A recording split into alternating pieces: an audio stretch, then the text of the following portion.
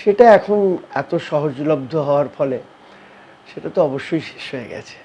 এবং ওই যে বললাম যবের থেকে পয়সা থাকলেই গান বাজনা করা যায়, এটা শুরু হলো, তবে থেকেই অবমূল্যায়নের শুরু।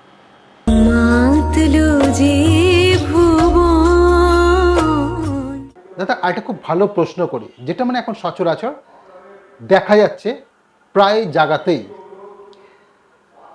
মাঝখানে এসেছিল ব্যান্ডের একটা মার্কেট, তারপরে এলো আরেকটা মার্কেট, কিন্তু এই মুহূর্তে দেখা যাচ্ছে যে প্রায় সমস্ত শিল্পীরাই এখন বেস করছে ফোক সংয়ের উপর।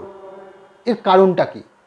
ফোক সংটা কি কোথাও ওঠার সিঁড়ি বা কোথাও পৌঁছবার রাস্তা? আপনার কি মনে হয়? আমরা আমাদের যৌবন থেকে লোকসঙ্গীতে কিন্তু অনুরাগী। অনুষ্ঠানে যখন গান গাইতেন নির্মলেন্দু চৌধুরী, আমরা অবাক হয়ে যেতাম। অংশুমান রায় যখন গাইতেন, আমরা অবাক হয়ে যেতাম এবং মানুষ অসম্ভব গ্রহণ করত। এরম নয় যে অত সমস্ত জনপ্রিয় আধুনিক গানের পাশাপাশি কিন্তু লোকসঙ্গীতের একটা স্থান ছিল, অমরদার স্থান ছিল, অমর পালের, হেমাঙ্গ বিশ্বাসের জায়গা ছিল। কাজেই লোকসঙ্গীতের জায়গা চিরকালই আছে।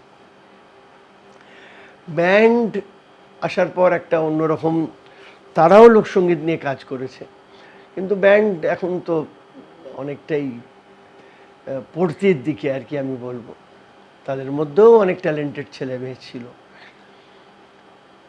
এখন যেটা হচ্ছে সেটা হলো আমাদের লোকসঙ্গীত কিন্তু আমাদের ভেতরে টানে, সে আগের প্রজন্মই বলো আর এখনকার প্রজন্মই বলো। এখন লোকসঙ্গীত এখনকার মোড়কে, অর্থাৎ খুব বেশি রিদিম দিয়ে কিছুটা তার ভাবকে নষ্ট করে যেভাবে আমরা শিখেছি সেইভাবে নয়। আমি হেমাঙ্গ বিশ্বাসের কাছে বেশ কিছু বছর লোকসঙ্গীত শিক্ষা করেছিলাম। সেভাবে কিন্তু গানগুলো তো গাওয়া হচ্ছে না, একটু অন্যভাবে গাওয়া হচ্ছে।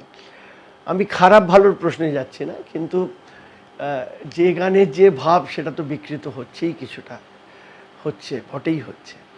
তা সেখানে দাঁড়িয়ে ওই সুরের যে মজা, সেই সুরের জাদুটা দর্শক পাচ্ছেন। পাশাপাশি এখনকার মডার্ন যে রিদিম, এখন তো গান শোনার থেকে গান নাচাটা বেশি হয়, মানে একটু নাচবো এইটা মূল ব্যাপার হয়। তা সেইটা পেয়ে যাচ্ছেন, যার জন্যে শিল্পীরাও, সবাইকেই তো নিজের পেটের দিকে তাকিয়ে কাজ করতে হয়, তো সেইভাবে তারা চলছেন। কিন্তু আমি খুব আত্মবিশ্বাস নিয়েই বলি